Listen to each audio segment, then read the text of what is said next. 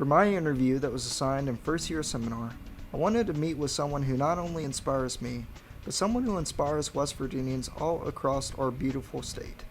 I wanted to speak with someone who is regarded as a fighter in the pursuit of their beliefs, and that is why I chose to meet with and interview State Senator Bob Beach.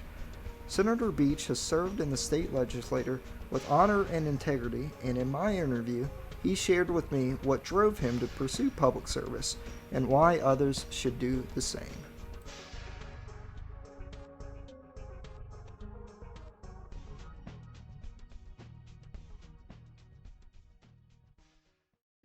Well, my occupation is the West Virginia State Senate. Upon election to the West Virginia State Senate, I had resigned my job as a community college foundation for a small college in Western Maryland. So this is my full-time job.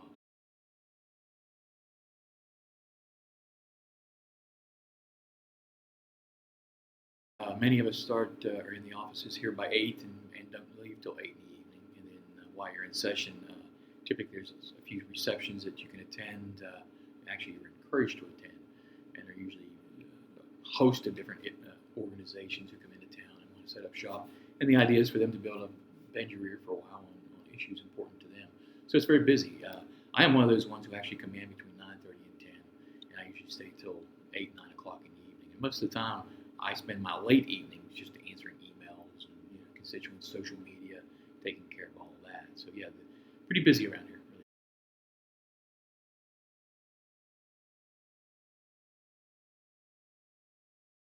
Well, actually, before we began the interview here, I had mentioned to you that I actually fell into the office, and that's so true because my father was here before I was, and he passed away while in office. So the Democratic Party there in Morgantown chose me to fulfill his remaining term, which was about 8 months. And then during that time, I couldn't run at that point. I couldn't run for office. It was an election year. So I sat out for 2 years. And during that 2 years, I contemplated whether I wanted to run or not. And at the end of the day, that 8 months that I was here and the time I spent with my father down here, just sharing conversations with him around the kitchen table, so to speak, about the legislature in the state of West Virginia, I thought, I think I want to give this a shot. Yeah. So I put my name on the ballot. And that first election, I won by just 9 votes. Okay. Wow. And then turned it around 2 years later, and I led the ticket. So it's different, but I've enjoyed every moment of it. Yeah. Every moment of it. But it was probably primarily, if I had to point to somebody who inspired me, it had to be my father.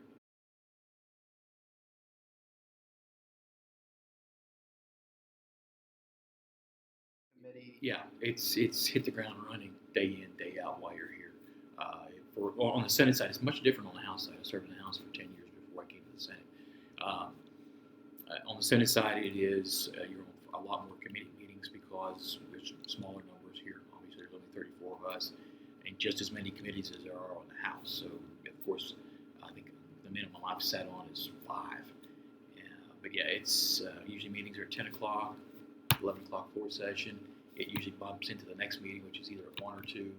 Then at 3 o'clock judiciary, which usually goes 3 or 4 hours, which is where I should be here in a few minutes.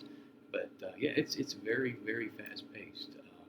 You'll find me on the floor trying to answer emails, respond to emails when we get a little pause in the action out there. Because typically the floor action is if there's a law in the whole process, it's the floor activities just after the gavel is sounded. Yeah. We have about 20 minutes to 30 minutes where we're going to just the routine stuff, expecting reports from committees, prayer, pledge allegiance, introduction of guests, things along those lines. And then we get into addressing those bills on third, second, and first reading. So you have a little bit of downtime there. You'll find a lot of legislators during that downtime typically mingling with other legislators on pieces of legislation we know is coming up for a vote. And just getting an update on if there's been any changes. Because we don't sit on all the committees. So we have to rely on those legislators. For instance, I only sit on judiciary and education. That's my major ones. But I don't sit on government org or what's the other one I'm missing there? Government org and finance.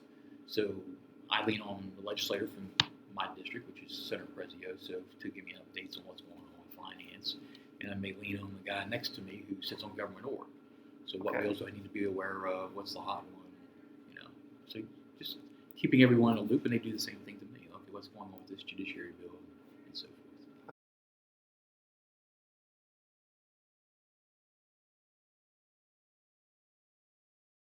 Answer.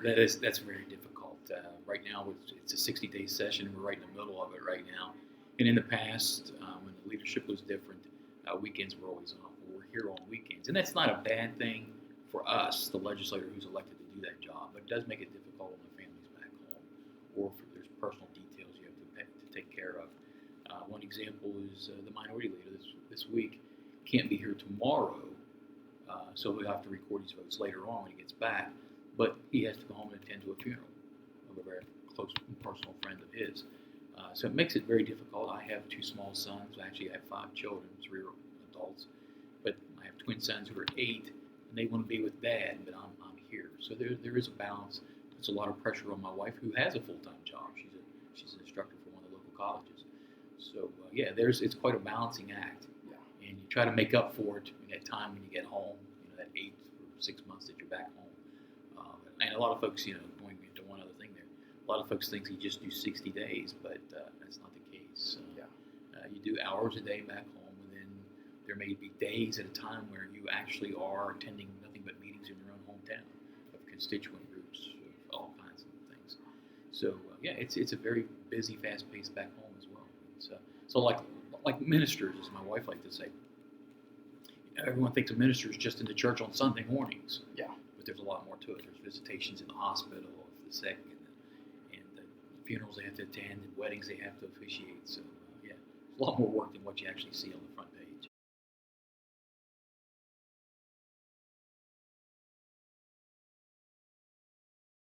Oh, that's an easy one actually. I just did this. It's been 3 years now, and it's already come to fruition. It's become quite a big project. Myself and Senator Prezioso, Senator Williams, and Senator Kessler introduced a piece of legislation creating a TIF district in Montague County, which is an economic district where we take and we freeze the monies that are in this park, so to speak. There's 800 acres there right now, maybe closer to 1,000 now.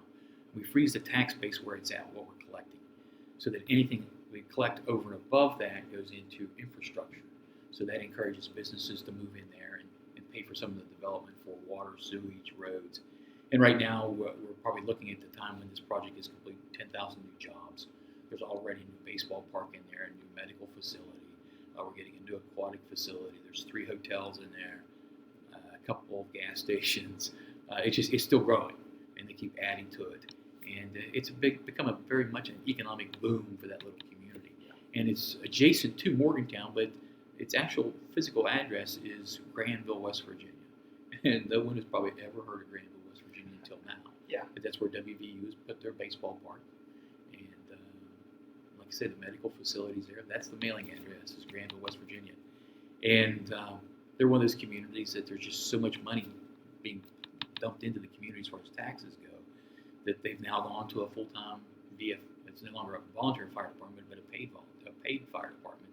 They've been able to increase their police department by new cruisers and things like new street programs. It's just a host of benefits there by that development coming in there. And like I say, it's still growing.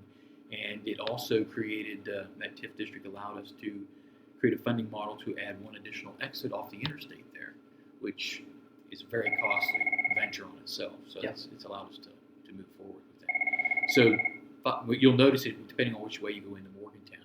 And I will caution you, after we're done with the interview, how to get into Morgantown, because you want to avoid that. But there's a lot of construction going on right now. Okay. Yeah. But that's the biggest one.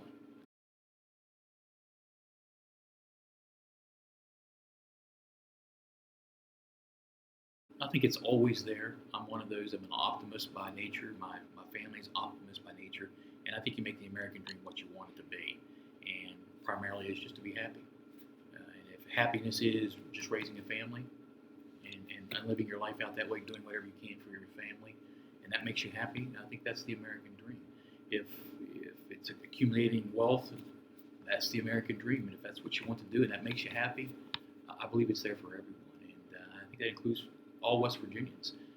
They just have to set their mind on it, and I believe they can achieve it.